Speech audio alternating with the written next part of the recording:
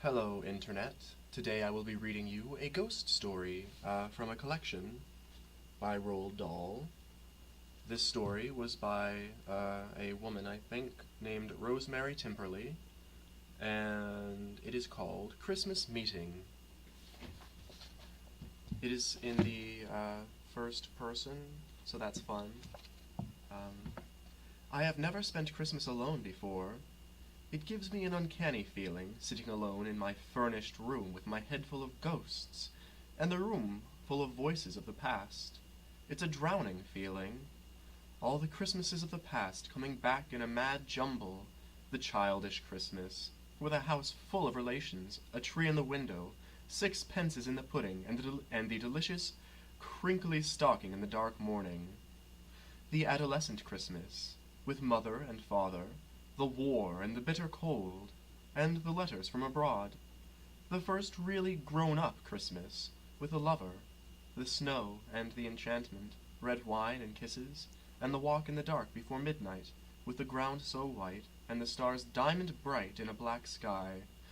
So many Christmases through the years.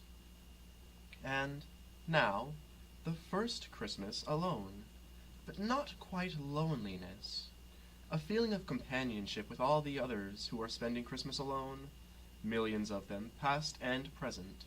A feeling that, if I close my eyes, there will be no past or future, only an endless present which is time, because it is all we ever have. Yes, however cynical you are, however irreligious, it makes you feel queer to be alone at Christmas time. So I'm absurdly relieved when the young man walks in. There's nothing romantic about it.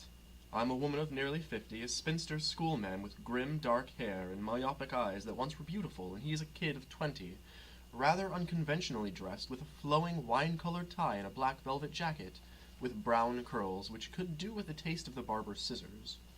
The effeminacy of his dress is belied by his features. Narrow, piercing, blue eyes and arrogant, jutting nose and chin. Not that he looks strong. The skin is fine drawn over the prominent features, and he is very white. He bursts in without knocking, then pauses, says, "I'm so sorry, I thought this was my room." He begins to go out, then hesitates and says, "Are you alone?" "Yes." "It's queer, being alone at Christmas, isn't it? May I stay and talk?" "I'd be glad if you could," I say. He comes right in and sits down by the fire. "I hope you don't think I came in here on purpose. I really did think it was my room," he explains. "I'm glad you made the mistake, but you're a very young person to be alone at Christmas time." "I wouldn't go back to the country to my family. It would hold up my work. I'm a writer," he says. "I see." I can't help smiling a little. That explains his rather unusual dress. And he takes himself so seriously, this young man.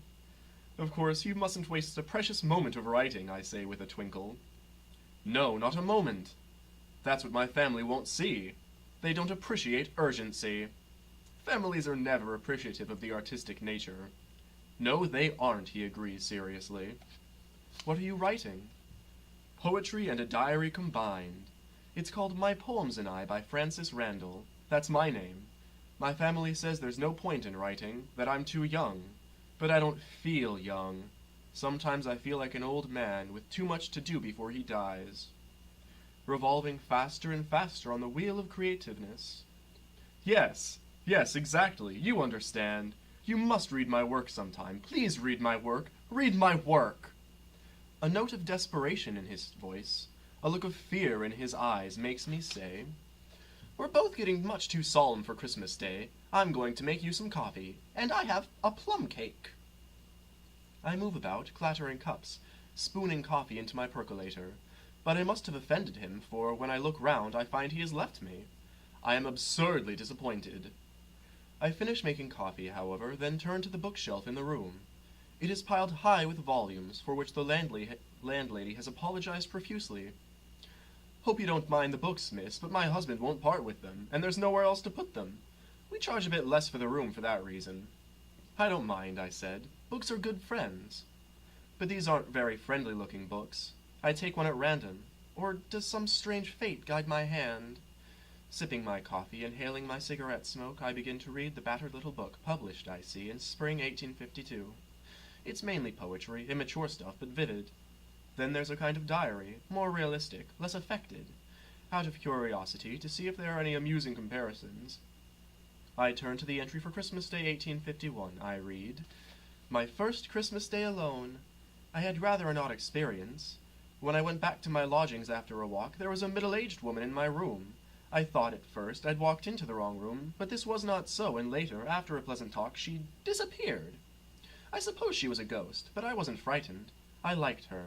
But I do not feel well tonight, not at all well. I have never felt ill at Christmas before." A publisher's note followed the last entry. "Francis Randall died from a sudden heart attack on the night of Christmas Day 1851. The woman mentioned in this final entry in his diary was the last person to see him alive. In spite of requests for her to come forward, she never did so. Her identity remains a mystery." That wasn't very good, but there you go.